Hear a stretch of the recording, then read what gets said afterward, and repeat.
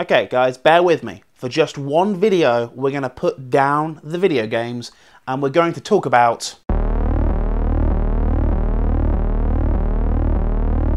So this tag was started by Your Movie Sucks, and then I Hate Everything did a video on it, and Kadikarus did a video on it, and a whole bunch of other people have all done videos on it. So I figured I'd hop on the bandwagon and I would talk about the pop media that got to me as a child. I'm doing this for two reasons, honestly.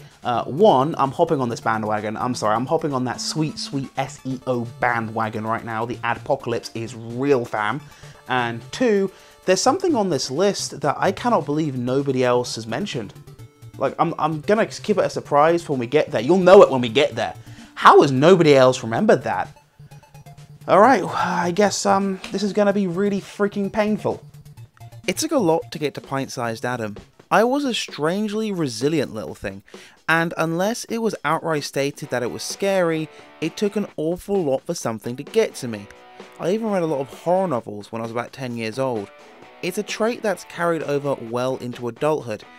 I don't know, man. This guy here, he was made of sterner stuff. Oh, that's not me, by the way. That's just some Google stock image kid. Okay, here's me, as a baby. Look, I haven't got that many pictures of me as a kid, okay? Okay, this one will do. That bugger there, that's me.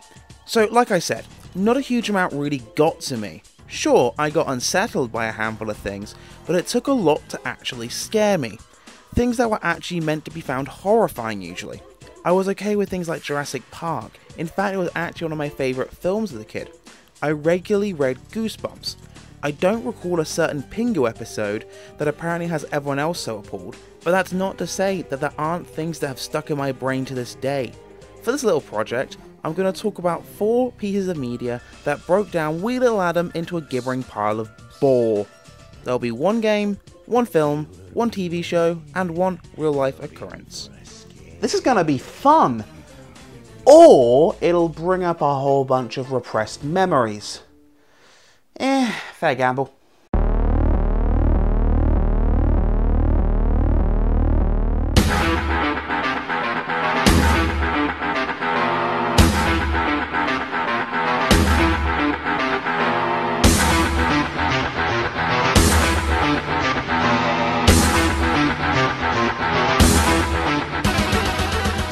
Love of my life, apple of my eye, and causer of nightmares.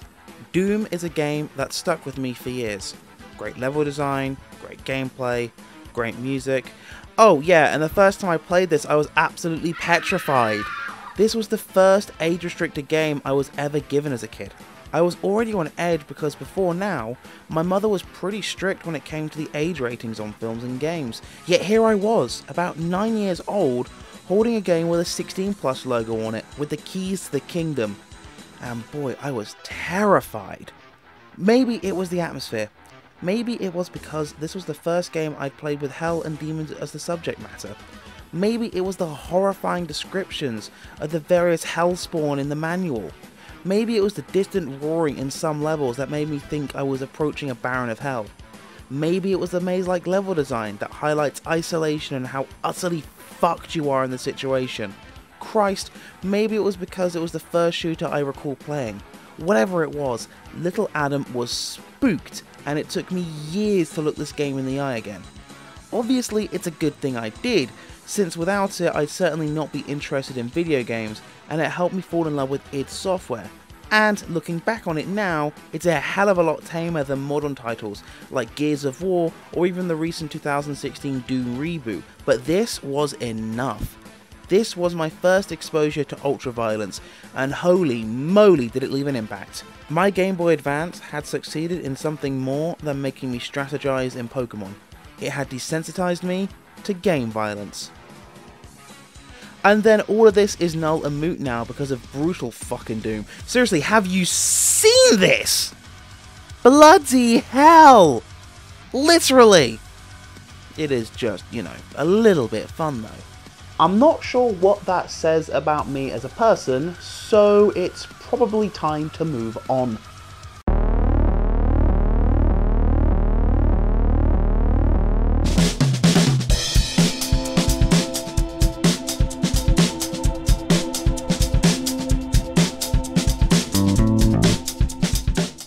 is this little weird B-movie homage then. Eight-Legged Freaks, released in 2002, was quickly forgotten by most people, and by Warner Brothers, since it only scrambled across the profit line and broke even. The film itself is just passable. It's nothing to write home about, with a silly pulp-inspired plot about spiders that grow to gigantic sizes thanks to toxic waste. There's a couple of neat effects, a young Scarlett Johansson, and a terrible say the title of the film moment. Get back, you eight-legged freak! But you can generally get the experience from the trailer alone. I didn't actually watch the film until I was about 12, and when I finally sat my ass down in front of it, I only found it funny. But what did get to me was the marketing for this film in a magazine. For some reason, this fluff ad piece sold it as a straight up horror film and not as a horror comedy. And while I can't remember many quotes from the article or find any scans, I do recall a single promotional still they used, of this scene right here. This is utterly petrifying. The idea of something that will eat you slowly and casually creeping up on you just out of sight is a primal human fear. And the fact it was something as common as a spider? Jesus, it made my skin crawl. I used to have nightmares about this. It was serious in my wee little mind. What's interesting is that I am not an arachnophobe. I have zero issues with spiders. It's quite funny really that a film like this was the thing that got to me, considering the menagerie of animals I've amassed in my adult life. Such as these adorable little guys. Or this cuddly little bugger. Or whatever the hell this thing is supposed to be. Clearly I have no hang-ups with pets outside of the norm, or animals that a large portion of the population have issues with, so why this got to me the way it did is beyond me. It's not like my love of reptiles is anything new either. Since I was a small kid, I've always wanted a veiled chameleon. Hell, I feed bugs, some with many legs, to my geckos. I guess this is just one I can't explain. Huh.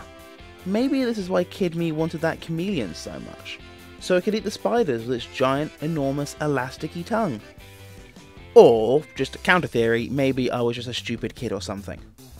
This next one though, this is the one I do not understand how it's evaded everybody else's list.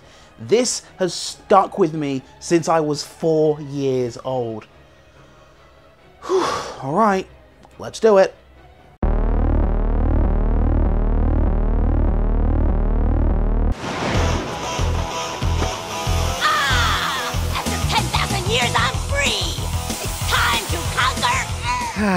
Power Rangers. This was my jam.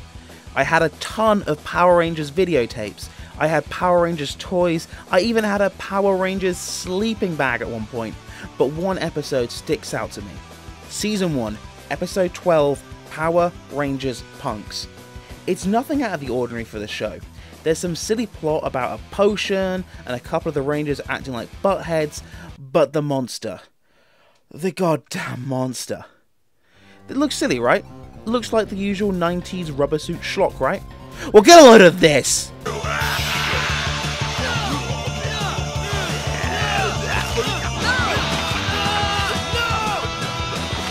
It's eating them! Their legs are flailing, and then its victim's faces appear on its stomach! I had to turn it off. I had to stop the episode. As I watch this again, it still makes me feel weird. This is traumatizing. This is scarring. How did this get past Saban Entertainment's rigorous standards board?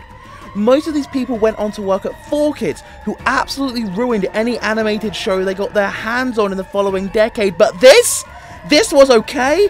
Holy great balls of fire! Whoever let this slide, I hope you got a flood of complaints and got fired, I really do. I hope you lost as much sleep as I did over this. I hope your children saw this and cried so much that you lost sleep. You, sir, have a special place in hell, right next to the guy that thought that HDCP was a good idea. One more. And this is the one I psychologically understand the most. It's also probably the one I'm going to catch the most flack in the comment section for.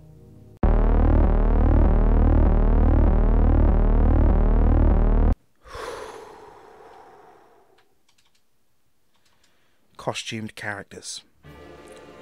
Look at those soulless eyes.